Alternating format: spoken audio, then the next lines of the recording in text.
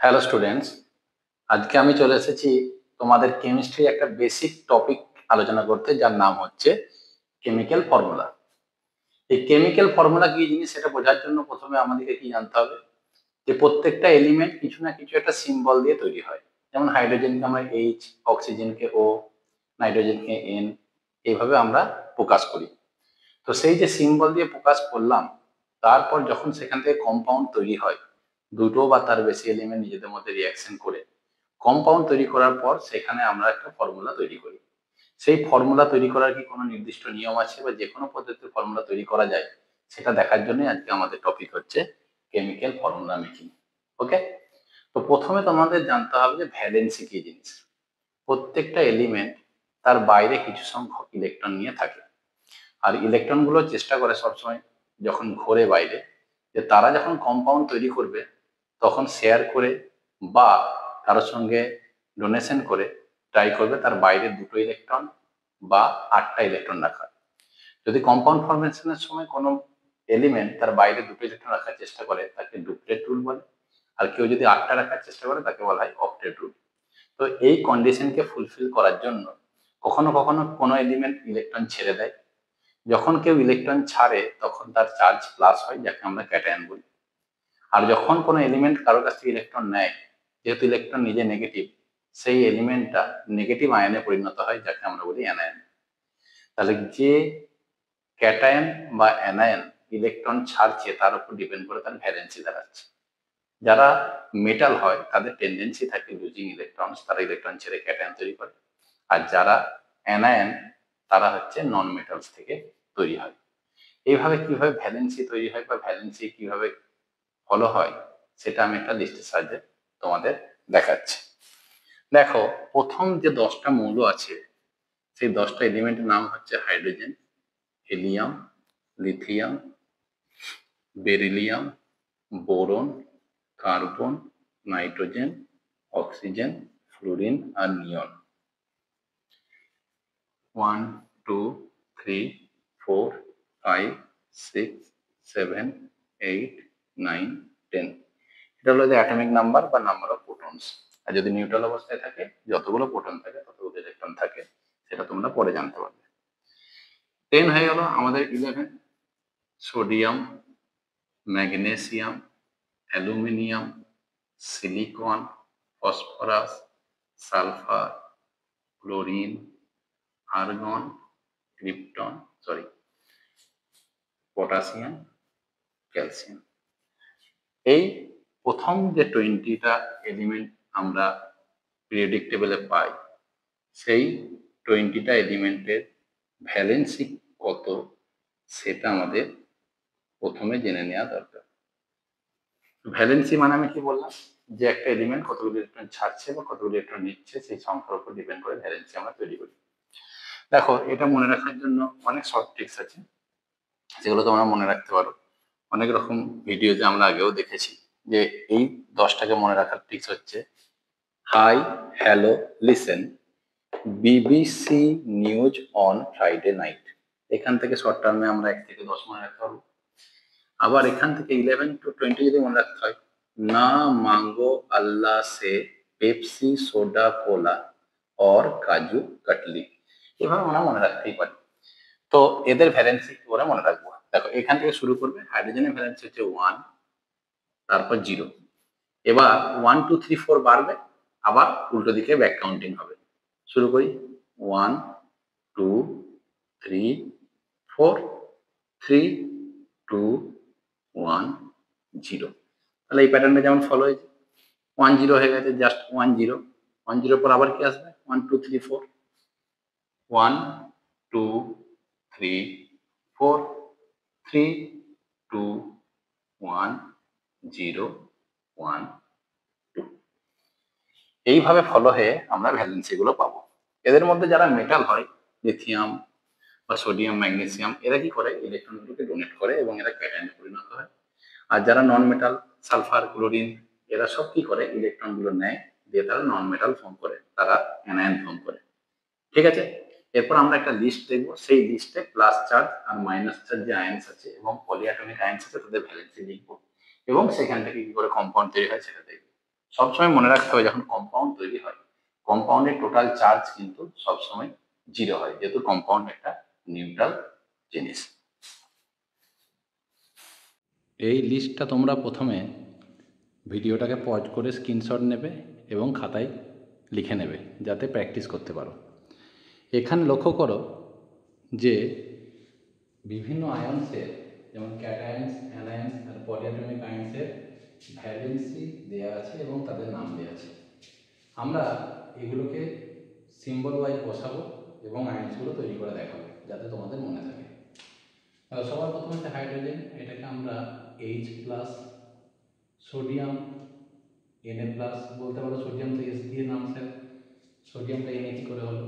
কিছু কিছু এলিমেন্ট থাকে যাদের ল্যাটিন নেম যেগুলো সেই নাম দেওয়া হয়। সোডিয়ামের ভালো নাম হচ্ছে ন্যাট্রিয়াম, ওই জন্য Na। পটাশিয়ামের ভালো নাম হচ্ছে ক্যালিয়াম plus, silver Argentum Ag plus, copper, এইভাবে আমরা নামগুলো লিখছি। এরা সব 1 প্লাস, কিছু নেই মানে এগুলোতে সব +1 করে আছে। এগুলো সব পজিটিভ চার্জ, মানে এরা সব ক্যাটায়ন্স। উপরে আমরা হেডিং দিয়েছি সব ক্যাটায়ন্স। এবার 2 ভ্যালেন্সি যাদের আছে লক্ষ্য করা যায়, magnesium Mg2+, calcium Ca2+, barium Ba2+, zinc Zn2+, copper Cu2+। এখানে লক্ষ্য করবে কপার 1 লেখা আছে, এখানে কপার 2 লেখা আছে। কি কেস? কিছু কিছু এলিমেন্ট আছে যারা ভ্যারিয়েবল ভ্যালেন্সি দেখায়, মানে যাদের একের বেশি ভ্যালেন্সি থাকে, তখন তাদের ব্র্যাকেটের রোমানে সেই ভ্যালেন্সিটা লিখে দিতে হয়। এখানে 1 লেখা ছিল বলে প্লাস, মানে +1, এখানে 2 লেখা আছে বলে +2। আয়রনের লক্ষ্য করো এখানে +2 আছে, মানে আয়রনও ভ্যারিয়েবল ভ্যালেন্সি দেখাবে, 2+ স্টেটে আছে। এবার 3 যাদের ভ্যালেন্সি সেগুলো দেখে নিই। অ্যালুমিনিয়াম Al3+, আর আয়রনের 2 আছে আর 3, আয়রন ভ্যারিয়েবল ভ্যালেন্সি দেখায় 3+। ঠিক আছে, এবার আমরা চলে যাচ্ছি যেগুলো আমাদের অ্যানায়ন্স, মানে নেগেটিভ চার্জ যারা ক্যারি করে। হাইড্রোজেন যখন পজিটিভ চার্জ ক্যারি করবে তখন তার নাম হচ্ছে হাইড্রোজেন, আর হাইড্রোজেন যখন নেগেটিভ চার্জ ক্যারি করবে, মানে ওখান থেকে যখন একটা ইলেকট্রন বেরিয়ে যাবে, তখন এর নাম হয়ে যাবে hydride, H-। Fluoride, chloride, bromide, iodide মনে রাখবে। First class biryani of India, সব -1 বসিত, first class biryani of India, এভাবে সব করে মনে রাখতে পারো। এরপর আমরা কি দেখতে পাচ্ছি, এরপর আসছে অক্সাইড, অক্সিজেন থেকে আসছে অক্সাইড 2-, কেন? এখানে ভ্যালেন্সি 2। এই লিস্টটা সব 2 এর, এই লিস্টটা 3, এই লিস্টটা উপরের লিস্টটা 1 এর। Sulphide 2-, next 3 nitride N3-। লাস্টে যে লাইনটা আছে সেখানে লেখা আছে দেখো পলিঅ্যাটমিক আয়ন্স। পলিঅ্যাটমিক মানে কি? যার কাছে একের বেশি অ্যাটম আছে। দেখো একটু লক্ষ্য করো, সবাই সিঙ্গেল অ্যাটম, একটার সাথে আর কিছু মিশে নেই। একটা আঁকি তাহলে বোঝা যাবে। অ্যামোনিয়ামকে আমরা NH4+, মানে ক্যাটায়ন। এটা নাইট্রোজেন আর হাইড্রোজেন দুটো জিনিস দিয়ে তৈরি, তাই আমরা কি polyatomic. Hydroxide OH-, nitrate NO3-, nitrite NO2-, permanganate MnO4-, bicarbonate, bisulphate পরে আসছি, আগে সালফাইড আসি। সালফাইড এসেছিল -2, সালফাইড সালফেট, সালফাইড হচ্ছে SO3 2-, sulphate SO4 2-, carbonate CO3 2-। এবার লক্ষ্য করো, এগুলোর সাথে যদি একটা করে হাইড্রোজেন অ্যাড হয়ে যায় তখন সেগুলোর নাম হয়ে যাবে বাইকার্বনেট। কার্বনের সাথে একটা H দিয়ে দিলাম, H মানে H প্লাস, +1 আর -2, কি হলো? -2 থেকে +1 বাদ দিলে -1, তার নাম হলো বাইকার্বনেট বা হাইড্রোজেন কার্বনেট বলতে পারি। HCO3-1 হয়ে গেল, কারণ একটা H প্লাস ঢুকেছে ওখানে। বাইসালফেট বা হাইড্রোজেন সালফেট HSO4-। আর 3 ভ্যালেন্সি দেখিয়ে যে পলিঅ্যাটমসটা আছে তার নাম হচ্ছে ফসফেট PO4-3-। তাহলে এই যে টোটাল লিস্টটা, এই লিস্টটাকে আমাদেরকে মুখস্থ রাখতে হবে, তবে আমরা কম্পাউন্ড ফর্ম করব। চলো ঝটপট করে লিখে ফেলো, এবং এটাকে প্রথমে না বসিয়ে প্রথম স্ক্রিনশটটা থেকে তোমরা বানাবে, তারপর এটাকে না লিখে 5 বার লিখে প্র্যাকটিস করবে। ওকে, প্রথম তোমাকে আয়ন্স মনে রাখতে হবে। চলো এরপর আমরা কম্পাউন্ড ফর্মিং দেখাবো। আয়ন্স মুখস্থ না রাখলে কম্পাউন্ড ফর্ম করা যাবে না। ওকে, চলো আগের লিস্টটা প্রথমে মুখস্থ করে নেবে, তারপরে আমরা কম্পাউন্ড ফরমেশন দেখাবো। এখানে দেখো আমরা অনেকগুলো কম্পাউন্ডের নাম লিখেছি এবং সেগুলো কি করে তৈরি করা যায় সেগুলো আমরা হাতে কলমে শিখবো, ঠিক আছে। সবার প্রথম দেখো লেখা আছে সোডিয়াম ক্লোরাইড। তাহলে সোডিয়াম যে আয়নটা সেটা আমরা লিস্ট থেকে পাচ্ছি, সেটা কি ছিল? সোডিয়াম ছিল, লক্ষ্য করবে ওই আয়নসের Na+, তার মানে সোডিয়ামের ভ্যালেন্সি হচ্ছে 1। আর ক্লোরাইড কি ছিল? ক্লোরিন, Cl-1, তাহলে এরও ভ্যালেন্সি হচ্ছে 1। তো +1 -1, এই প্লাস মাইনাস লেখার দরকার পড়ে না। কি করবে? সোডিয়াম নেবে ক্লোরিনের ভ্যালেন্সিটাকে, ক্লোরিন নেবে সোডিয়ামের ভ্যালেন্সিটাকে। বেশিরভাগ ক্ষেত্রে লক্ষ্য করবে যারা পজিটিভ চার্জ হয় তাদেরটা আগে লিখতে হয়। তার মানে আগে আমাকে Na লিখতে হবে, তারপর আমাকে Cl লিখতে হবে, Na1 Cl1। এই 1 গুলোকে লেখা দরকার পড়ে না, তাই কম্পাউন্ডটার ফর্মুলা হয়ে গেল NaCl। একে আমরা বলবো সোডিয়াম ক্লোরাইড। তাহলে কি ম্যাগনেসিয়াম ক্লোরাইড NaCl হবে? চলো দেখে নিই এটা হয় কি না অন্য কিছু হয়। তো ম্যাগনেসিয়াম ক্লোরাইডে প্রথমে ম্যাগনেসিয়ামের আমরা ভ্যালেন্সি লিখে নিলাম +2, তাহলে এখানে আছে +2। আর ক্লোরাইডের আগের মতোই ঠিক -1, এখানে বসালাম -1। ঠিক ক্রিস ক্রস প্রসেসে ম্যাগনেসিয়াম ধরলো ক্লোরিনেরটাকে, ক্লোরাইডেরটা, আর ক্লোরাইড ধরলো ম্যাগনেসিয়ামেরটাকে। অর্থাৎ এখানে Mg হয়ে গেল একটা, Cl হয়ে গেল দুটো, প্লাস মাইনাস লেখার দরকার নেই। তাহলে ফর্মুলা হয়ে গেল Mg1 Cl2। 1 লেখার দরকার নেই, আগেই বলেছি, তাই 1টা লিখলাম না। ঠিক একইভাবে অ্যালুমিনিয়ামের ক্ষেত্রে লক্ষ্য করি, অ্যালুমিনিয়াম ক্লোরাইড কি হবে? একই রকম আয়নসে যদি তুলনা করি তাহলে বুঝতে পারবো ফর্মুলাগুলো কিভাবে চেঞ্জ হচ্ছে, তাই উদাহরণগুলো সেভাবেই সেট করেছি। চলো অ্যালুমিনিয়াম আমরা কি রেখেছিলাম? অ্যালুমিনিয়াম ছিল +3 আয়ন, আর ক্লোরাইড আগের দুটোর মতো এখানেও -1। তাহলে অ্যালুমিনিয়াম ভ্যালেন্সি বসিয়ে দিলাম +3, আর ক্লোরাইডের ভ্যালেন্সি -1। ক্রিস ক্রস প্রসেসে অ্যালুমিনিয়াম ধরবে ক্লোরিনেরটাকে, ক্লোরিন ধরবে অ্যালুমিনিয়ামেরটাকে, তাহলে অ্যালুমিনিয়াম হবে একটা, ক্লোরিন হবে তিনটে, Al Cl3। তো সহজেই আমরা বুঝে গেলাম তিনজনই ক্লোরাইড হওয়ার সত্ত্বেও তিনজনের ফর্মুলা কিন্তু সেম নয়। ঠিক এইভাবে আমরা আরো এক্সাম্পল দেখেছি, সেগুলো দেখে নিই। পরের এক্সাম্পলটা লেখা আছে দেখো, ক্যালসিয়াম অক্সাইড। চলো লিখে ফেলি একই পদ্ধতিতে, ক্যালসিয়াম +2, অক্সাইড -2, তাহলে +2 আর -2 ক্রিস ক্রস প্রসেস নেব, ক্যালসিয়াম ধরবে এটাকে, অক্সাইড ধরবে এটাকে। কি বলেছি ম্যাক্সিমাম ক্ষেত্রে কি হয়, পজিটিভ চার্জগুলোকে আগে লিখতে হয়, তাই ক্যালসিয়াম নাম্বারটা আগে লিখবো, Ca2, অক্সিজেন 2। এবার দেখো যখন সেম সেম নাম্বার থাকবে তখন সেগুলোকে কেটে আমাদেরকে সিম্পল যতটা ফর্মে আমি বানাতে পারবো ফর্মুলাটা সিম্পলেস্ট ফর্ম বানাতে হবে। তাহলে Ca2O2, O2 কেটে গেল, তাহলে ফর্মুলাটা দাঁড়ালো ক্যালসিয়াম অক্সাইড। এখানে কি আছে? জিঙ্ক সালফাইড, জিঙ্ক 2+, সালফাইড 2-, তাহলে +2 -2 ক্রিস ক্রস অ্যাপ্লাই করবো, Zn2S2। ঠিক সেম প্রসেসে আমরা 2 কেটে দেবো, আমাদের কাছে ফাইনাল ফর্মুলা এসে গেল ZnS। ওকে, চলো থার্ড ওয়ান ট্রাই করো নিজেরা, তারপর আমি দেখাবো নিজেই নেবে। আমার করা আগে তোমরা নিজেরা করে ফেলো দেখি। অ্যালুমিনিয়াম নাইট্রেট, অ্যালুমিনিয়াম বাঁদিকে পেয়ে যাবে, নাইট্রেট ফর্মুলা থেকে আছে, নাইট্রাইড আছে এখানে, অ্যালুমিনিয়াম +3, নাইট্রাইড -3। এই লাস্ট অক্ষরগুলো দেখবে নাইট্রেট না নাইট্রাইড না নাইট্রাইট, সালফাইড না সালফেট, এইগুলো কিন্তু লক্ষ্য রাখবে। ছোট্ট ছোট্ট মিস্টেকের জন্য কিন্তু পুরো ফর্মুলা ভুল হয়ে যাবে।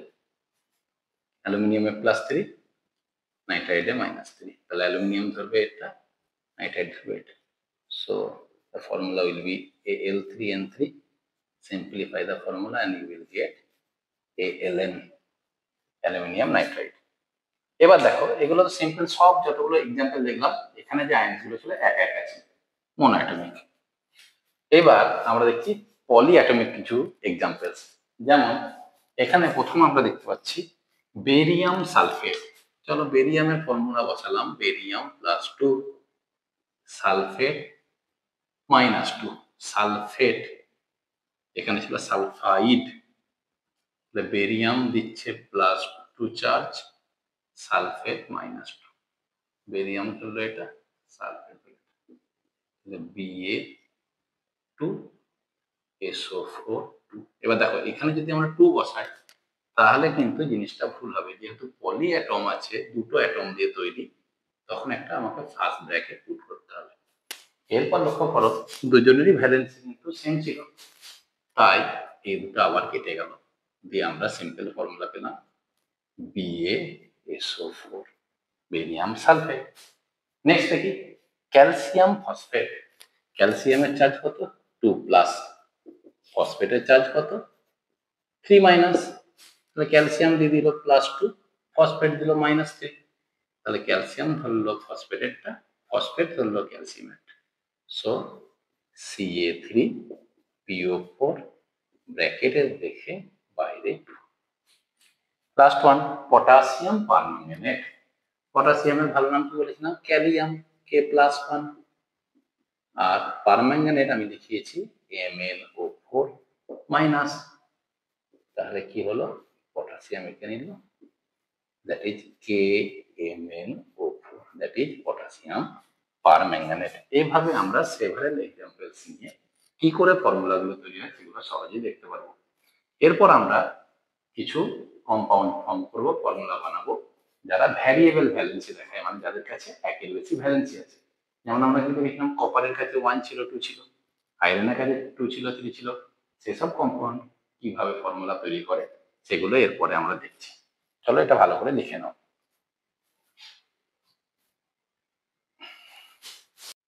আরো কিছু নতুন নতুন কম্পাউন্ড নিয়ে দেখে নিই এদের ফর্মুলা আমরা কিভাবে বানাবো। এখানে বোর্ডে আমরা 4টে নতুন কম্পাউন্ডের নাম লিখেছি, copper 1 oxide, copper 2 oxide, iron 2 chloride আর iron 3 ক্লোরাইড।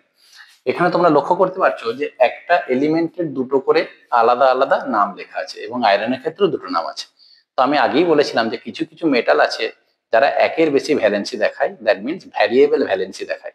সেই ক্ষেত্রে আমরা কম্পাউন্ডগুলোর নাম কি লিখবো সেগুলো আমরা দেখে নিই। প্রথম লক্ষ্য করো কপারের 1 অক্সাইড আছে এবং copper 2 অক্সাইড আছে, তাহলে একটা কম আছে একটা বেশি আছে ভ্যালেন্সি। যার ভ্যালেন্সি কম থাকবে, কম ভ্যালেন্সি এলিমেন্টের সঙ্গে আস কথা যোগ হবে, আর যার ভ্যালেন্সি বেশি থাকবে তার নামের শেষে ইক কথাটা অ্যাড হবে। তাহলে এটা যার লেস ভ্যালেন্সি আর এটা যার মোর ভ্যালেন্সি। এবার লক্ষ্য করি আগে প্রথম কম্পাউন্ডটা ফর্ম করে যায় কপার। কপারের ল্যাটিন নেম হচ্ছে কিউপ্রাম, Cu+1, অক্সাইড হচ্ছে O2-। এবার আমরা ক্রিস ক্রস মেথডের সাহায্যে, আগে যতগুলো দেখালাম সব ছিল ক্রিস ক্রস মেথড, ক্যাটায়নটা ধরবে অ্যানায়নের ভ্যালেন্সিকে, অ্যানায়ন ধরবে ক্যাটায়নের ভ্যালেন্সি। আমরা পাবো Cu2O1, এটা হলো copper 1 অক্সাইড। চলো copper 2 অক্সাইডটা বানাই। copper 2+, অক্সিজেন 2-, তাহলে +2 -2, according to Criss cross we will get Cu2O2। Simplify করে দিলাম 2 2 কেটে দিয়ে CuO। চলো কম্পাউন্ড দুটো ফর্ম হয়ে গেছে, এবার এদের নাম কি হবে সেটা আমরা দেখি। কি বলেছি, যার সঙ্গে কম আছে তার সঙ্গে হবে আস, তাহলে এখানে +1 চার্জ আছে, এখানে +2, তাহলে এটা কম, তাই এর নাম হবে Q+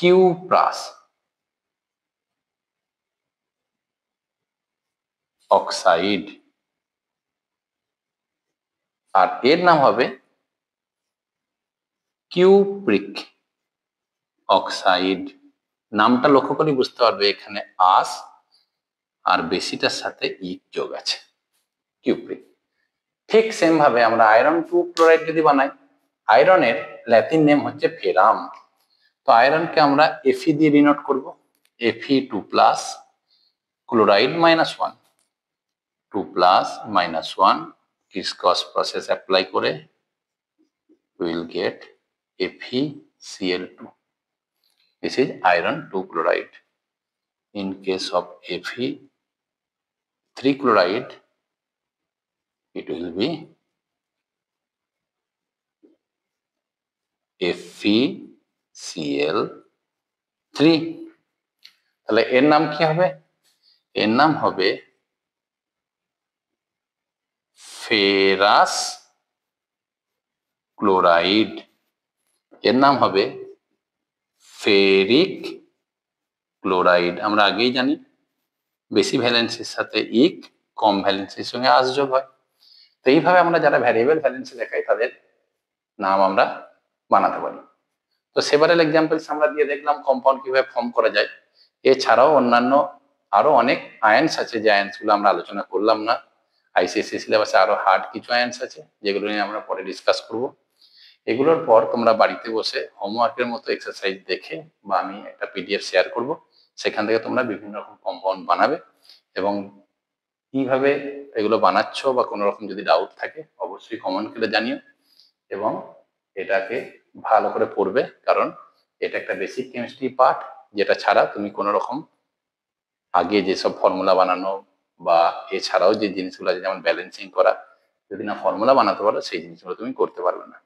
তাই আশা করছি তোমরা এই সম্পর্কে পুরো ক্লিয়ার ধারণা নিতে পেরেছো। আমরা আবার পরের টপিকে দেখা হবে আমাদের সঙ্গে। আপাতত গুড নাইট, টাটা।